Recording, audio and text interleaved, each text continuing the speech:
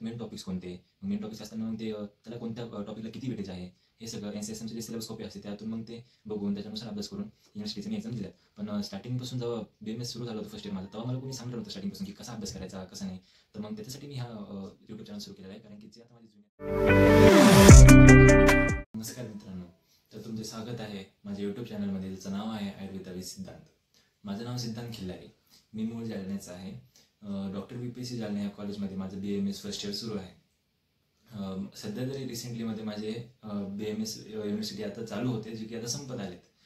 आणि आता संपत आल्यामुळे मग म्हटलं की आता जे माझी एक इच्छा होती ब्लॉगिंग करण्याची, जी की एकदम जेव्हा BMSचे फर्स्ट इयर सुरू झालं होतं तेव्हा माझी अशी इच्छा होती की मी ब्लॉगिंग सुरू करावे आणि जे रुटीन असते डेली रुटीन BMS विद्यार्थ्यांचं ते एकदा म्हणजे असं लोकांपर्यंत पोहोचवावे.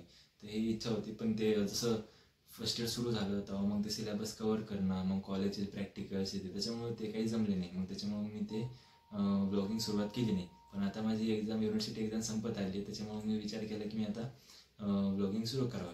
पण आता ब्लॉगिंग सुरू करण्याचा माझा फक्त हा एकच मुद्दा नाही की मला एक स्वतःसाठी डेली रुटीन दाखवणं किंवा मग काहीतरी नवीन गोष्टी सांगणं BMS बद्दल. दुसरा मुद्दा असा आहे की आता जसं माझ्या BMSच्या युनिव्हर्सिटी सुरू होत्या, सुरू असताना मग ते सिलेबस एवढा मोठा सिलेबस, 5 सब्जेक्टचा जेवढा सिलेबस असतो, त्यात ते 200 मार्क्सचे पेपर, मग ते कसे कव्हर करायचे, त्याच्यासाठी अभ्यास कसा करावा, त्यात मेन टॉपिक्स कोणते, मग मेन टॉपिक्स असताना मग ते त्याला कोणत्या टॉपिकला किती वेटेज आहे हे सगळं NCSMचे जे सिलेबस कॉपी असते त्यातून मग ते बघून त्याच्यानुसार अभ्यास करून युनिव्हर्सिटीचं मी एक्झाम दिल्यात.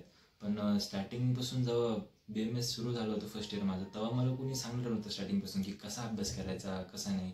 तर मग त्याच्यासाठी मी हा यूट्यूब चॅनल सुरू केलेला आहे, कारण की जे आता माझे ज्युनियर आहेत त्यांना जर मी आत्तापासूनच मदत केली, त्यांना आत्तापासूनच सांगितलं की कसे अभ्यास करायचा, कसा सिलेबस कवर करायचा, कोणते बुक्स रेफर करायचे हे सांगून मग कसं त्यांचे जे युनिव्हर्सिटीचे एक्झाम येईल तोपर्यंत ते परफेक्टली प्रिपेअर होतील, त्याच्यासाठी माझा हा हेतू होता की मी यूट्यूब चॅनल ओपन करावे.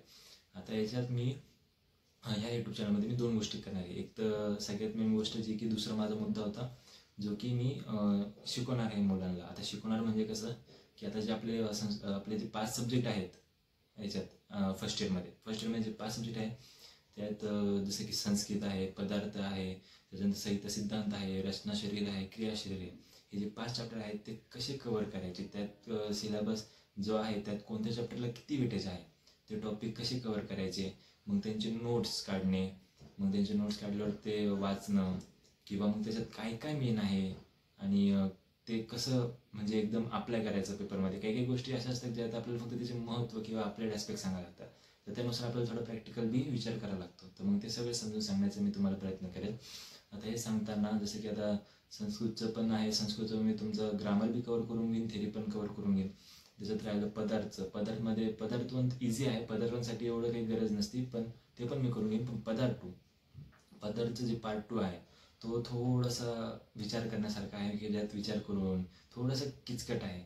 जसं की आता प्रमाण आहे, त्याच्यानंतर प्रमाणमध्ये अनुमान प्रमाण आहे, उपमान प्रमाण आहे, जे की थोडंसं अवघड जातं. त्याच्यात मी तुम्हाला पूर्णपणे मदत करेन की मी तुम्हाला हे शिकवावं एकदम सोप्या भाषेत आणि एकदम सोप्या वेमध्ये, ज्याच्यात मी माझे नोट्स पण काढलेले, शॉर्ट नोट्स पण काढलेले आहेत, जेणेकरून म्हणजे तुमचे जेव्हा एक्झाम असतील तुम्ही ते शॉर्ट नोट्सद्वारे पण एकदम चांगल्या प्रमाणे अभ्यास करून तुम्ही ते एक्झाम्स देऊ शकता. तुमचे कॉलेजचे जे एक्झाम आहेत ते पण कवर होतील आणि युनिव्हर्सिटीचा एक्झामचा अभ्यास पण होईल. आता हे सांगताना हे पण सांगतो की जेव्हा पण आपण अभ्यास करतो तेव्हा 2 प्रकारचे नोट्स काढले पाहिजे. एक तर जे लॉंग एकदम डिटेल एक लाईन पण सोडली नाही गेली पाहिजे, की आता समज जे एक टॉपिक आहे त्याच्यात की एक छोटी गोष्ट पण आहे की हां याच्यामुळे त्याला हे पण म्हणतात, अशा ज्या गोष्टी आहेत त्या आपण त्याच्यात पूर्णपणे डिटेलमध्ये घ्यायच्या. म्हणजे कसं जर आपण सुरुवातीपासून अभ्यास करत असलो ना, त्या लॉंग नोट्स असतातच आणि त्या पण काढतो, म्हणजे ते कसं रिवाईज करण्यासाठी लर्न करण्यासाठी सोप्या जातात. पण दुसरी गोष्ट अशी की सेकंड आपण शॉर्ट नोट्स पण काढले पाहिजे. शॉर्ट नोट्स कसे असते, आता जेव्हा एक्झाम असेल एक दिवसात पहिले, तर कसं आहे ना, आपण ते पूर्ण ते लॉंग नोट्स वाचणं होत नाही ना, तर त्यासाठी मग आपण काय करायचं, जे शॉर्ट नोट्स आहेत ते वाचायचे. त्याच्यानुसार कसं म्हणजे आपल्याला शॉर्ट नोट्स काढले आणि त्यातून पूर्ण एक चॅप्टरचा रिव्ह्यू होऊन जातो की अच्छा याच्यात अजून एवढ्या गोष्टी होत्या, मी शॉर्टमध्ये लिहिल्या पण ते आठवलं की आठवतं की नाही याच्यात अजून पुढं पण होतं, या सगळ्या गोष्टी आठवतात. त्याच्यामुळे आपण अशा प्रकारचे नोट्स काढावे आणि मी पूर्णपणे सहकार्य करेन तुम्हाला, तुमची मदत करेन. तुम्हाला शिकवण आहे ती 5चे 5 सब्जेक्ट शिकवून तुम्हाला एकदम इझी वेमध्ये. आणि हा तर सेकंड मुद्दा राहिला. पण जो फर्स्ट मुद्दा होता माझा, की मला आता वैयक्तिक माझ्यासाठी मला एक असं होतं की मला ब्लॉगिंग सुरू करायची, आणि जी की मी सुरू करतोय आता. तर ब्लॉगिंगमध्ये मी एकदम डेली रुटीन माझा, की एक BMS स्टुडंटचा डेली रुटीन कसा असतो, मग त्याच्यानंतर की त्यांनी जेव्हा तो फर्स्ट इयरलाच असताना त्यांनी थोडी प्रॅक्टिस करायला पाहिजे का, ऑब्झर्वेशन करायला पाहिजे का. मग ऑब्झर्वेशन केल्यानंतर मग त्याच्यानंतर अजून BMS मध्ये अजून काय काय ऑपॉर्च्युनिटीज आहे.